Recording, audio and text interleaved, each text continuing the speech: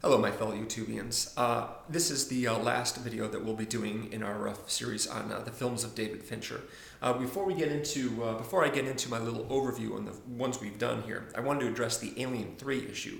A couple people asked us whether or not we were going to be reviewing Alien 3, and we decided not to for a couple reasons. The first of which is that Fincher has publicly disowned the movie. He has spoken very openly about how he didn't feel the studio executives at 20th Century Fox gave him control and didn't let him contribute ideas that he felt would improve the picture. He was basically there just to, shoot stylishly and direct the actors, and the executives in charge were more intent on protecting their big cash cow franchise than they were on making, a daring or challenging film. So he has distanced himself from that movie, and we are as well. Seeing as how he didn't really have the control that he felt he needed to make a good movie, we're not going to hold that one against him. Personally, I'm not a big fan of the movie. It has its good points, but ultimately, not all that great of a picture. And the second reason is that one of us, and I won't say who, hasn't seen the first two Alien movies in the series, Alien by Ridley Scott and then Aliens by James Cameron, which I feel is perhaps important to fully appreciate the character arc of the Sigourney Weaver character, who's in all of them, of course, including Alien Resurrection, which came after that and was directed by Jean-Pierre Jeunet. For those reasons, we're not going to be doing that one. However, I do have my little report card here, so we can see that our fine young filmmaker, Mr. Fincher, has done so far. The Curious Case of Benjamin Button, again, is a movie that I don't really care for all that much. Primarily in regards to the way that the adapted screenplay is one big ripoff, it seems, of Forrest Gump, which was adapted from a novel by the very same person, Eric Roth. Technically, it's a very competent movie. The special effects are fantastic. Everything about the look of the movie and is great. I feel that maybe the cutting is a little bit too rapid for a story of this kind. So I give him all props technically, of course, but I'm not fond of the picture as a whole, so I give it a C+. Panic Room, a solid B. The Game, a B+. I give A- to both The Social Network and Fight Club, and solid A's to both Zodiac and Seven, and Seven being, of course, my favorite of the bunch. One of the most memorable experiences I've ever had going to see a movie in the movie theater that first time, and one of my favorite movies of all time. As far as Fincher himself goes, there's one thing that I'd like to see from this guy in the future. I know he's going to get a lot of people interested in working for him. He's going to get the chance to do a lot of great material, particularly with all the attention he's got for The Social Network. Everybody is singing his praises right now, including, in addition to all the other people involved in that film.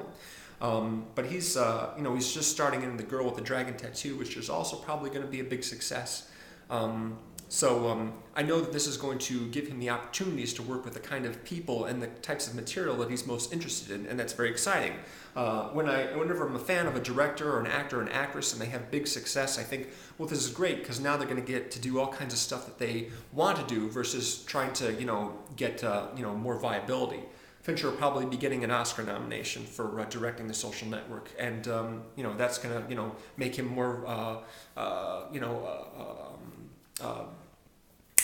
appealing to people who are in charge of deciding which movies get made and which movies get funded and what have you. So that's a very good thing. But there's one thing that I want to see from him in the future, and I don't know if he's ever going to do it. I don't know if he's interested or not. But the one thing that I'd really like to see from him is a film that he makes from his own script, either one that he writes or co-writes, or maybe a script that he adapts from some other piece. As far as I know, he hasn't actually ever written anything, not in terms of a script. He's basically just the director of whatever it is he's done. And that encompasses a lot of different things. Directing a film is a huge job, and there's so many different areas to oversee. And I don't know whether or not he's actually interested in sitting down and actually writing his own script, but I would consider that to be the definitive David Fincher movie, one that he conceives of right from the beginning and sees all the way through to the end. Whether he wants to do that or not, I don't know, but I'll be interested to see it if he does, of course. Very interested. In fact, of all the directors who I really admire, and I include, Spielberg and the Coen brothers, and Christopher Nolan, and a bunch of Paul Thomas Anderson, as some of the most talented guys working. Fincher is, I think, my favorite of all of them. because consistently he always makes movies that I feel are both exciting and interesting and also very appealing at an aesthetic level. I just love his visual style, his frame composition and lighting. I love his choices in music. He has excellent taste in material. He has fantastic taste in actors. So, you know, I just can't help but admire pretty much for everything that he does. And anything that he does in the future is something that I'm going to be very interested in looking at the first chance I get. That about wraps it up. I also wanted to hit on the whole Kubrick connection again, like I did in the Fight Club thing. As I said before, I think he's probably the one guy to sort of pick up that mantle, if that's meant to be a mantle that is to be picked up, and I don't think that anyone could be the next Stanley Kubrick.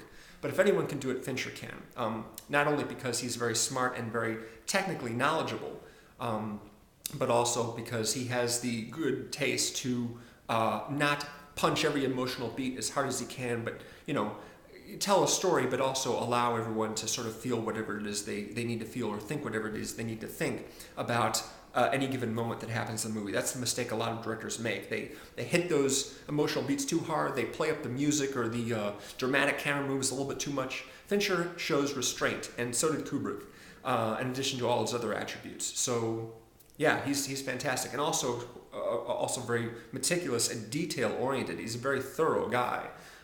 So yeah, he's aces in my book. Of course, this is only the first series that we're doing right now. vrosebhappy and I are planning on doing another series starting next week. And that, of course, is in regards to one of the most revered and admired directors the world over, the one and only Mr. Martin Scorsese, whose career goes all the way back to the 70s. So there's a lot of material covered there. We're going to do twice the number of movies for Scorsese that we are for Fincher. And that's really exciting. I can't wait to hear what V-Rose thinks of all those movies. It's great. So she is going to be doing a follow-up, a wrap-up video for Fincher, talking about which movies of his she likes best of all.